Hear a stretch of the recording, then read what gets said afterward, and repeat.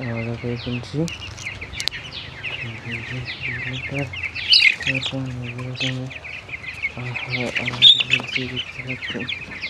এটা ঠান্ডা জমা খারাপ বেশি শুনেছি একটার সঙ্গে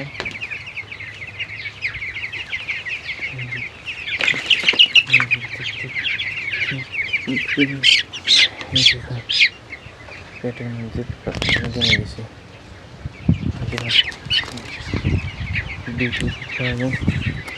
এটার জন্য মেডিসিনটা ইউজ করতেছি। এটা ইউজ করতেছি আমি। বাচ্চারা এটা ইউজ করতে পারেন।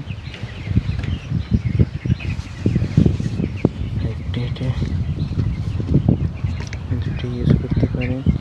এই দুটো ইউজ করে আবার আমাদের ভালো ফলাফল পাবেন আশা করি। খুশি আমি